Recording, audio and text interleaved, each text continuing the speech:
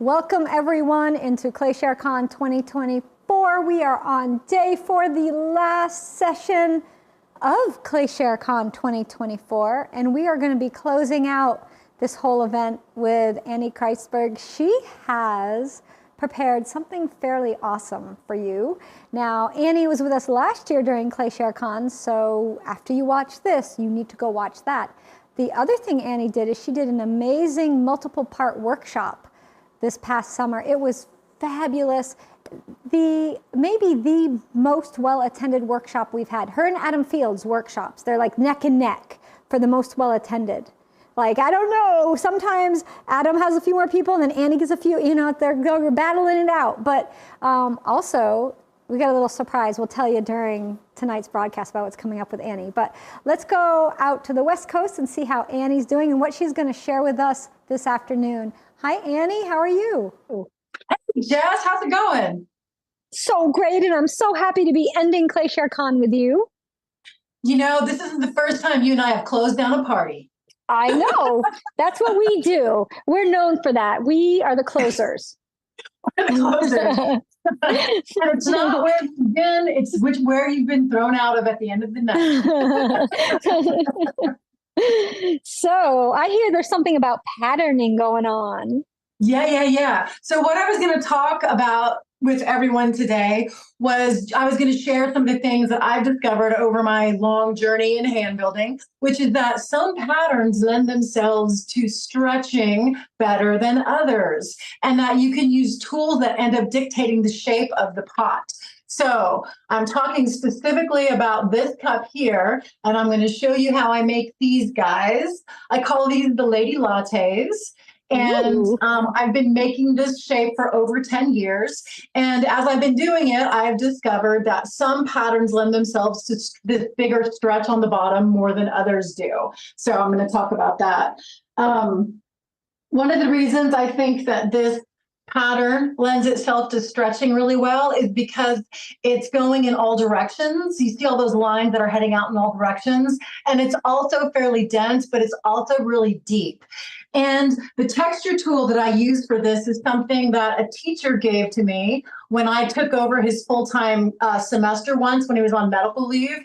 And he had been my teacher as an undergraduate. Then when I went back to Dallas and I was teaching in the colleges there, I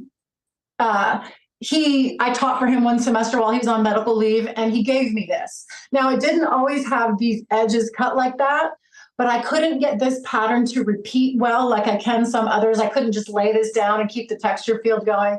So I cut zigzags on the edge, and that just kind of shows up in the work. But I've decided to make this available to everybody. So I'm making one available that's just under 12 inches by 4.5 inches. And then if you want the zigzags, you can cut the little things on the end if you want as well.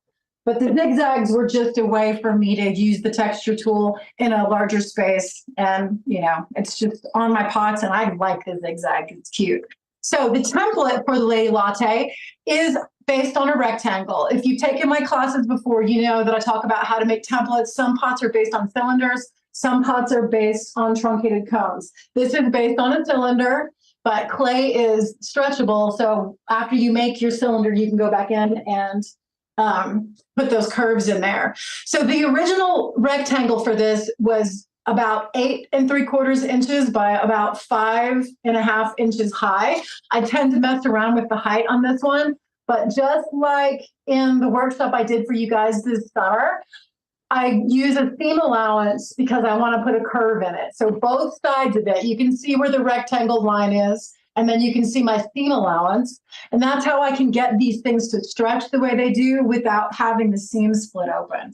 So I've rolled out a slab of clay, which is 1/4 inch, because I knew you guys were going to ask. And now I'm going to go and cut roughly around the template so I can see where I need to put my pattern. I'm not cutting to the template at the moment.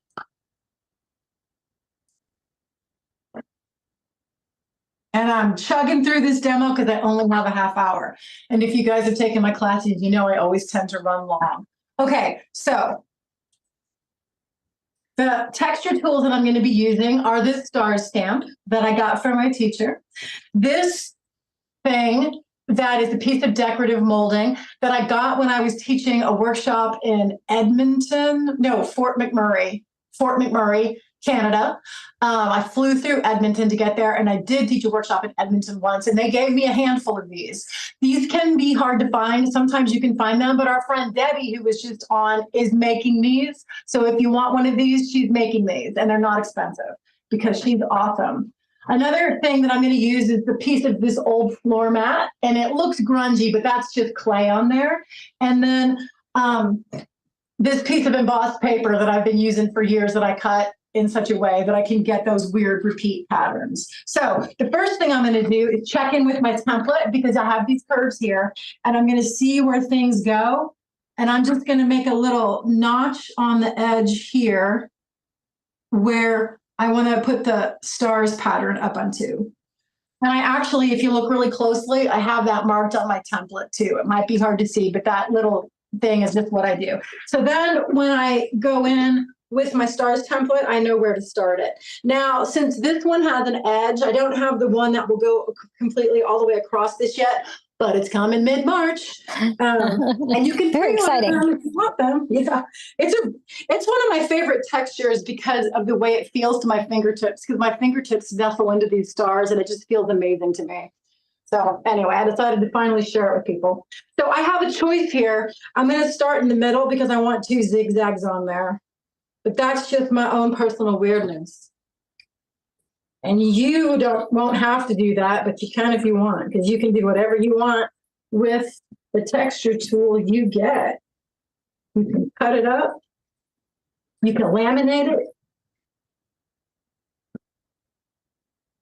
You can use it as a tile in your bathroom. You could use it to make more tiles for your bathroom. You could actually make really nice tiles. That'd be very nice. If you put them in the bottom of the shower, it would be non-slip. That could be very nice. Someone was talking about something during one of the demonstrations, and I think it was Maria, said that one clay has 0% absorption at cone 6. Yeah. That would make good tiles. So with this little thing, I'm putting cornstarch on it because this little pattern, it has very, very tiny little holes for the clay to go. So I found that I can use it the first time dry, but then as I'm doing it again, I am just dusting a little cornstarch on there. And the only thing you ever want to use, especially on your plastic or rubber texture tools, is cornstarch. If you go spraying Pam on there, it'll break the rubber or the plastic down. So then they just won't last as long, so you don't want to do that.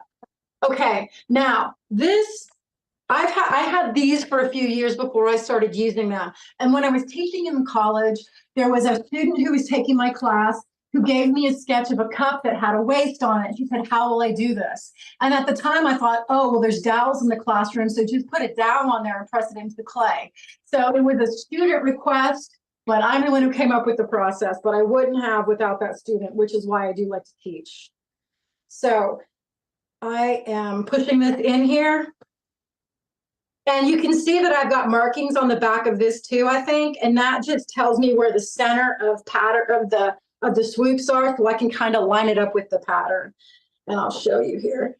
I don't know if this is camera number 1 or camera number 2, but I'm going to come over here to this one.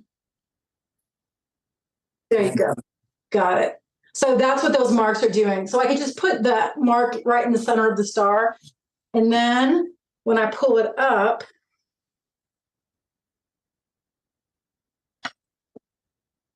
I can see, you see, it just kind of lines up with the pattern. And also, I didn't get a great print, so I can look and see where that is, which thing that is, and I can put that back in here. It's one of the little beaks. This is beaks and curves. Beaks and curves. Yeah, Debbie is awesome for making this available to people because it just makes such a cute cup. Okay, now for one of my tricks that everyone wants to know how I do. So I was hand building before there were a lot of tools specifically made for hand builders for texture. So I was having to find things out in the world. And there was at one point where you could get all the patterns of embossed paper at this one website, but that website went away. And so I used to have so much of it that I felt free to experiment and cut it up. Now I'm running out of it and I can't find the patterns and paper anymore. I mean, you find them every once in a while. So on this piece of mat, one edge I cut really nicely and the other edge actually isn't nice. So that's why I'm flipping it around to look at it. So I'm going to go in here now. And I leave that one pattern down and I leave it down and then I roll on top of it. Sorry. I get distracted by everything. And I'm using the curved side of my pony roller to really press this floor mat into the clay. And I have lots of little rubber mats that are ink pads. This one that I'm using came to me without the wooden block on the back. But here's one that I got at Joann Fabric, and it did used to have the wooden block on the back. So when you find these larger things and you want to use them, pull the wooden block off of the back, because then you can lay it down and roll into the rubber mat and you get a good print that way. Otherwise, the only thing you can do is work with it face up, and it's better to have options. Sometimes you want to work with things face up, sometimes face down. All right, let's see if I got a good print with this little guy here. So I'm just carefully pulling it up to make sure that I got a good print. Yep, and I did. Okay, this comes off. By the way, if you do find embossed paper or cardboard to work with, before you use it in clay, spray it with clear acrylic spray paint and it makes them last longer. Okay, so check out this gorgeous slab. Don't you just want to make something with that? It's just so beautiful. So I've just pressed this slab into this wear board by doing all that patterning on top of it. So before I cut it out to template, I want to release it from this. And I like to flip as much as I can because I get less distortion. So sometimes you have to get it started. So I'm just going to ooch it down very gently. Sometimes you can get a rib underneath it and help to ooch it down. And ooch is a technical term, right, Jess? It totally is. Ooch. And I have a master's degree in ooching. The master oocher. I don't know if you didn't say that to people. I'm a master oocher. Maybe that needs to be a t-shirt. Maybe. Oh, the ooch master. Yes. Oh, yes. Oh my goodness. And then no one gets it but us because, you know, I do like a good in-joke. All right. So that's upside down. Now I'm just going to flip it over onto it. The most important thing about that whole flippity doodah is that we just want to get this onto a dry thing. It's not stuck to this wear board now. Because if I cut it out to template when it's stuck and then I pull it off, it's not actually going to be to template anymore. It's going to stretch. Okay, so I have the little notches on the template. I'm going to line that up with the top of the stars. And that's just so I can make things kind of the same way over and over again, right? Because I do shows and sometimes you want things to match because sometimes people want to buy more than one thing. Sometimes. And I like to just put something on top of my templates before I start cutting. Another important part of my process is working on wear boards. My tabletop clay would stick to, but even if I had like a raw wood that the clay wouldn't stick to or canvas, I still want to work on templates because when my hand is comfortable when I cut, I get a better cut. And when you get smooth cuts, it shows up in the finished work. I also work with scalpels because it's a thin blade, and X-Acto knives kind of have a big metal collar around that can have gouged the clay before. So I found my way to scalpels with disposable tips. And you can get them at McMaster Carr, which y'all can all Google and find it. It's C-A-R-R, McMaster Carr. If you Google it, it comes up. They have a lot of stuff. So I cut the lip flat. I cut the bottom with the slight angle end because it's going to receive a bottom later.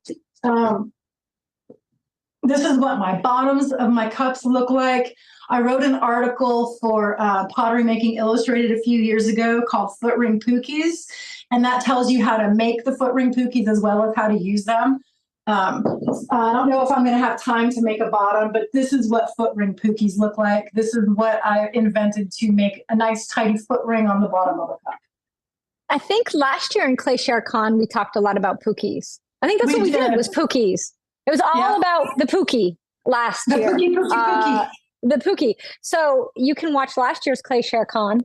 I also shared the link to the workshop you did with us, and there was great discussion about pookie, and you used the pookie to make pots. I do. I use it on every pot. Yeah. Yes. So separate plates. I'll check that out. Yeah. Yes, do. That was a great workshop. Okay. And then on the sides, this is not unusual. I'm sure you've taught them this too, that when you are cutting, when I do it, on one side, I hold my knife at a very dramatic angle because you got to find the drama in the hand building. And then I hold it on the other side. Now, if I were left-handed, I would do it this way because I never want to cut against the comfortability of my hand. I don't think comfortability is a word, but y'all know what I mean. Comfortability. We're just going to make up all the words tonight. What'd you say? We're just going to make up words all night long now. That's the plan. I like it. I do that. Yeah. Find your comfortability. Find your comfortability. All right. So I've turned this so the lip is facing me. And then this has a sharp edge to it. So I don't want to just get my fingers in there and dig and ruffle that edge up because I have this thing with being tidy. Y'all may not have that, and you're lucky if you don't. Okay, so now I'm going to stand this up. When you stand up a cup, it's really easy to overbend it right in the middle of the slab. You don't want to taco time your cup. You want to be very, very careful when you stand it up so that you don't overbend it there, because what happens? Memory. And it'll come out of the glaze fire warps, basically. I'm going to get this down. I'm going to get my banding wheel.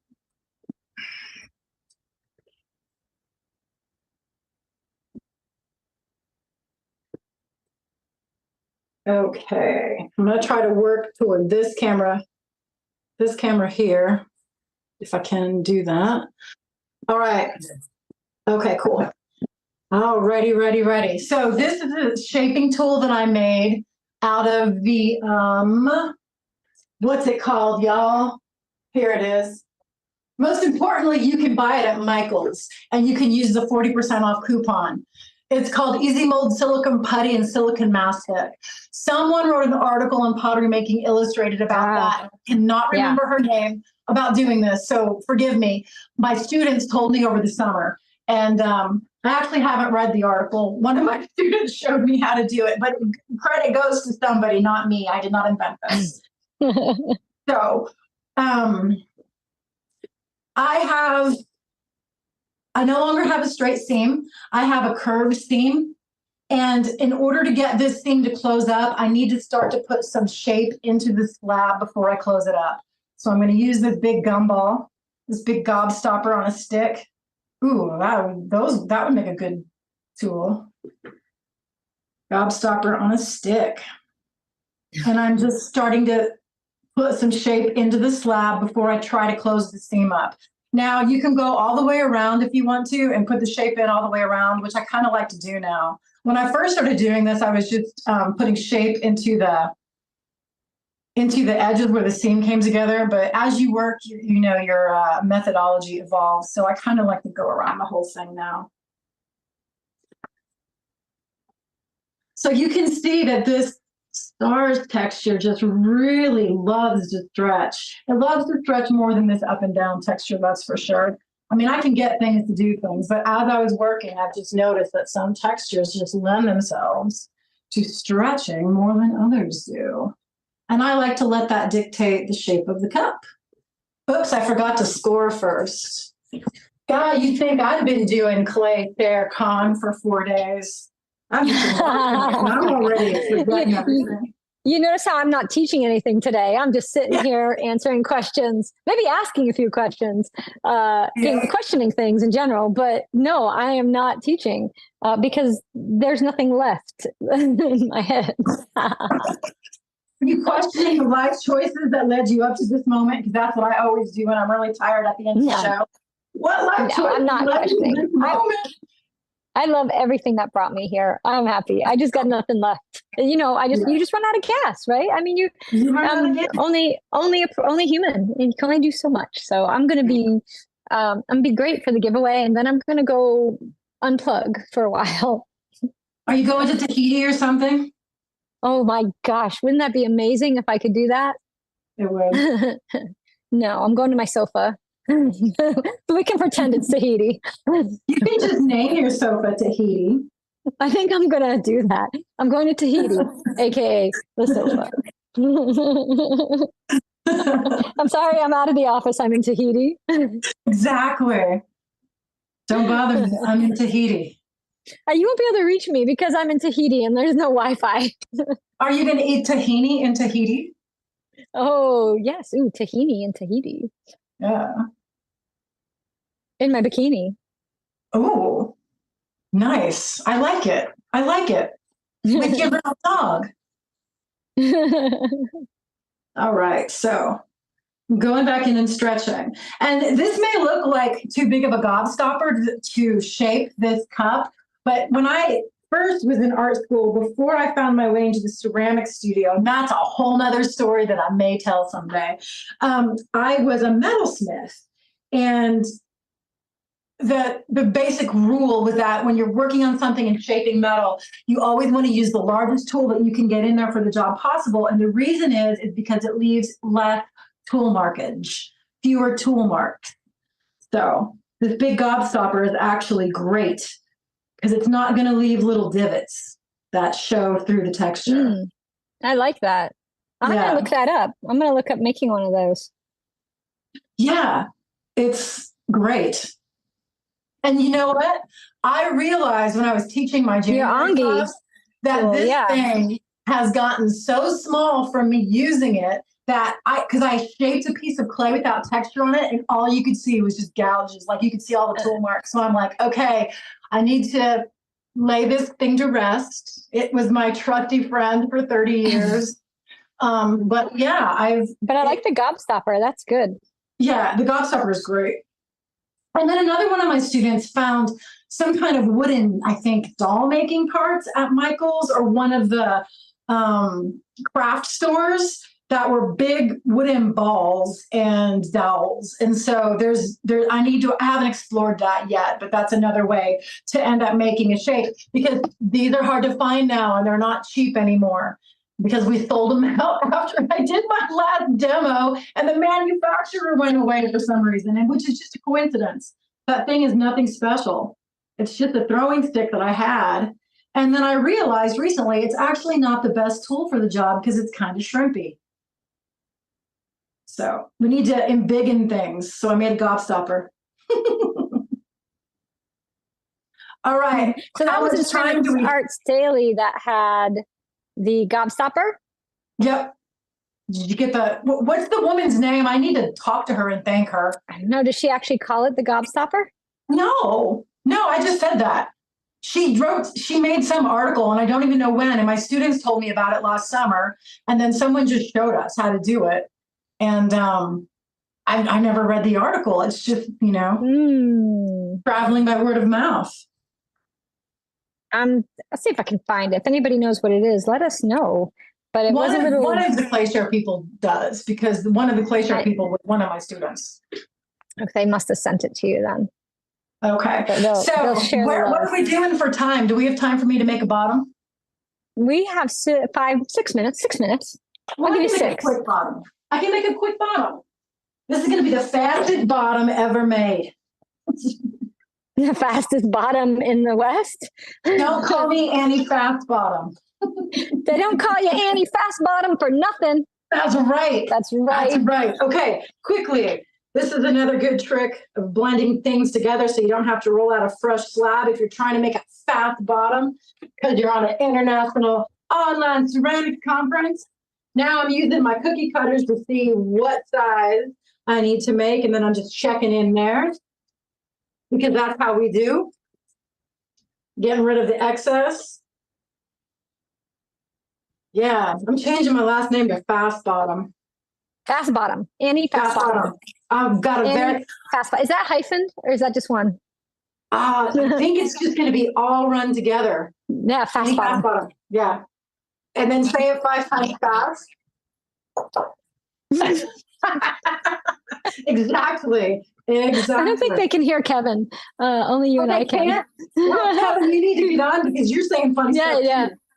You people have, all right, so I just got to tell everybody out there that's just watching ClayShareCon, Kevin can talk to me and the presenter, but not you. So he says stuff the whole time we're doing this. And he's funny. And so, and I forget sometimes you guys can't hear. But yeah. Mm-hmm. All right. And what he said was the Pookie Ooch Master. Annie Fast Bottom, the Pookie Ooch Master. Yes. That's right. Ooh, so if someone I shared ever go to Ensika again, I expect you all to greet me like that. I can't even. Okay, I have the article from Ceramic Arts Network. I am copying it. I clicked through and I used up one of my free click-throughs just so you all know. Nice. You only get 3 free click-throughs before you have to subscribe. Did you know? Because now I do. But I knew. You knew? I used to subscribe. I don't anymore because I just wasn't using it. But I feel guilty doing what I do and not subscribing. No, it's all right. I did for years. And then the magazines came and I'd pile them up. You know, we didn't talk about this anyhow. Keep going with your fast bottom. Fast bottoming. This is the fastest bottom. All right. I'm just using the pattern that I always use for the bottoms that I've been using for a while. Ooh, do I have the right cookie mirror? We're just going to grab this one. So, Pookie Ooching. Pookie Ooching this is how you Pookie Ooch. You have a Pookie and you roll out a coil from your scrap clay from the bottom because you want it to be the same water content as the bottom. And then you shove that coil down into the valley of the foot ring. That's what we're going to call that. And then you get the little bitty, so cute little kidney scraper. And you scrape it from the inside, and then you scrape it from the outside, and then you have a nice foot ring situation going on. That's going to be super grabby when you drop the floor on there and after you score it and slip it. So that's just a damp sponge. You got a damn sponge. Remember that song, I Got a Fast Car? Yes, I got a fast car. I've got a damn sponge. Thank you. That'll be in my head. Oh, sorry. I didn't mean to earworm. It would be, I've got a wet sponge. I mean, you can put it for anything. I've got a fast bottom. Oh, yeah. Oh, yeah, totally. This is the reason why Annie's the last one with me. Yeah, this is why we end it with Annie. because we close out parties. Because I know, Annie. I know. I'm not going to see you for a little while. I don't know when but I did. Ensika next year's out your way, though. I'm thinking about that. I've got it. You said you might not. You could wear a mask. Oh yeah, I'll totally wear a mask. But I haven't been to Ensika for a while. The last one I went to was when we hung out and closed down those bars, which was Portland. That's been a long time. Portland was many years ago, like 10. Pre-ClayShare. No, maybe 8. Yeah. Yeah, it was pre-ClayShare. Yeah. I think it was the year. I think it was 2016. Maybe it was 2015. It was right before you started ClayShare. So maybe 2016. Yeah. I don't know. Someone out there will know when it was in Portland. We were there. Because we were there. I'd never been to Portland before. Now I've been there like 3 times. Cool. I love the Japanese garden. Yeah.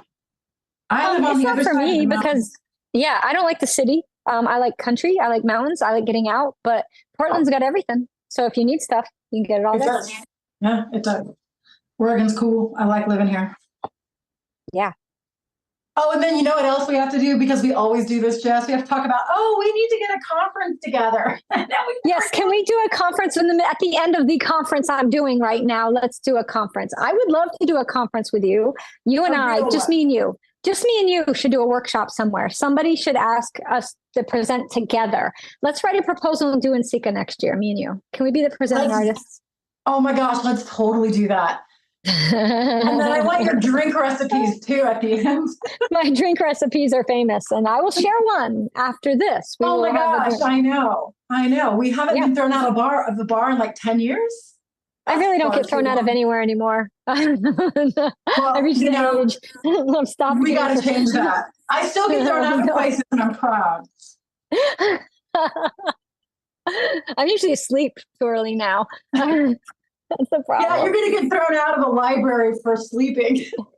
That's still getting thrown out, so it still counts. All right, flip and score. Fastest bottom, Eva. The fastest bottom. Fastest bottom. It's probably the Spinal Tap movie. Yes. Big bottoms. You could have fast bottoms. We can. Fast bottoms at Ridgemont High. No, just goes on forever. We are punchy. It's true. I think that's is what it is. So I'm just a space cadet. I'm always willing to go here. Yeah, I usually hang in pretty well, but at the end, I'm just done. I'm so done. I realized I was done this morning, but I've been hanging on, and it's good. It's all good. Dude, you're doing so well. This thing has been amazing. Thank you. I've been tuning in, checking everything out. Yeah, it's so cool. It's been the best Clayshare Con so far. I mean, we've had 5 years to kind of get it, to understand what we're doing. But and you so still another class with Annie. Yes. So let's talk about that while you get your fast bottom on there. We're going to have Annie back in April. Yes. In April. This spring with Annie. She's going to have a workshop with Clayshare coming up. It's going to be a 2-parter or a three-parter? Three-parter. It's a big one. It's a 3-parter. It's going to be big again. It's going to be big because Annie goes big. And then goes home, but she still goes big because she's at home, so she can go big. I think goes so big. They go bigger when you're at home. So we will be putting that up. You have surgery. Annie's having knee surgery Monday, so we're giving her next week off. We will get everything up in March, beginning of March. Maybe I have 3 massive themes. I have 3 massive ideas for the massive 3-part workshop. I just have to narrow them down. And originally my surgery was going to be on April 8th. I just found out the other day that it's Monday. I'm so thankful. So after surgery, then I can plan my life again. Then I'll know what my recovery is. Yeah. I won't know my recovery schedule until I wake up. But. Yes, I think it's going to be so good. And so Annie will get me the information for the workshop. We'll get it up in the next few weeks. I will talk about it. I'll talk about it as we get a little bit closer, but it is going to be April. And we worked it so that it's not on around my birthday. No, my birthday's a Wednesday this year. I was like careful of that because I was like, oh, my birthday, but no, I think we managed to avoid it. We have the schedule. It's written in the office, but I'm not in the office, so I can't. Right. Do you remember the dates? Yeah. April 13th. Starts on the 13th. Yep. Oh, see, look at Kevin for the win. April 13th it starts. And then it's every Saturday for 3 Saturdays. So it's the 13th and then add 7, 20, and then add 7 more. So 27th. Yay, math. So we did You're so good at maths. I can do math still. I can't. I always have to double check myself. Numbers elude me. And we have folks saying your pottery bottoms are awesome. So they're not just fast, but they're awesome bottoms. You got Thank you for complimenting my awesome bottom. There's nothing better than an awesome bottom unless it's a smooth bottom. Because I like a nice, clean, smooth bottom. You gotta have a cute bottom, but you gotta have a smooth bottom too. There's Woo! My bottom is textured, but it is tight. Kevin's threatening to shut the broadcast down. We have gone over. But it's okay. But that's fine. I mean, you can keep going. We're giving stuff. So we're giving stuff away at 5:30. That's all. So we just got to shut this off and start again. They'll probably wait. We're giving away a kiln and a wheel and a glaze fountain deluxe and a bunch of prizes. Like we are giving away some gift certificates. We're giving away some rolling pins. We're giving away some ClayShare memberships. I can't remember anymore everything else. So you just have to wait. I know that I got a company to give a kiln. Like, who would have thought? When we're baby potters starting out, Annie, and you and I started making pots about the same time. So, when we started, you ever think someday that it'd be like you could give a kiln away? Not like for you, like you give people kilns. I never thought that I'd ever give kilns to. I love it. I give a wheel away. Yeah. There wasn't even the internet when we started this. It was so different. It was all magazine based. It was magazine or books. And really there wasn't, there was some demos, but a lot of our teachers were more like, they'd sit down and they'd do a demo and they'd say, okay, now you go make 12 of that. And then you were left on your own and they would disappear. Well, sometimes they'd be around, but they didn't sit there and walk you through each steps. They didn't, you were kind of on your own to figure it out. If I asked my teachers too many questions, they'd say, go figure it out for yourself. But you know what? That's good because I wouldn't be where I was if I hadn't started that way. You know what I mean? Yeah. Yeah, no, well, it's different. And, I think we all learn from each other. And what I think is I've learned what I've learned over the years. And if I start you off knowing what I know, look how much further you're going to go. Like you're going to get all that I have. And then you're going even further than me. And it's just amazing how far we can all go and how much we can share and help each other. So it's like, that's the whole ClayShare thing, right? We're making stuff out of clay and we're sharing it. Exactly. All right.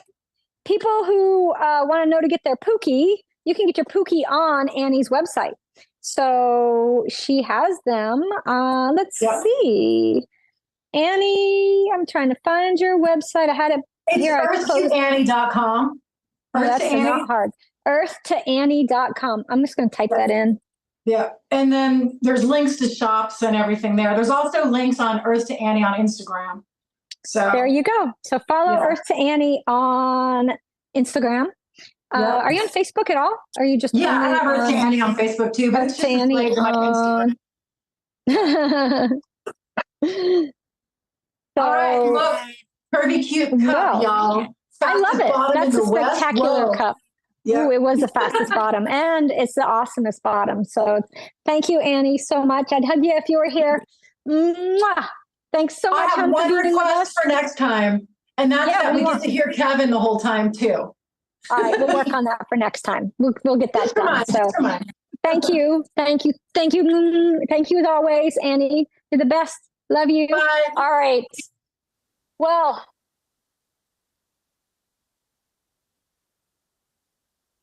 Anything else except to give some stuff away. Annie is a gem. I love her. We've known each other for years. We do have a very good time together. We're very similar people, I think, and similar mindsets and similar way of teaching and making pottery. Although our pots look very different from each other, I think the way we approach pottery is similar. So that brings us together. And the fact she's awesome. And the fastest bottom in the West, too, now. All right. We're going to take a little break. We'll be back at 5:30. I have a recipe for a cocktail I'm going to share with you all. You can make it a mocktail if you prefer, either way. And we're going to give stuff away. I'm just going to give everything away. Anything that I can grab near me might just start going out the door. So come back at 5:30 for the giveaway.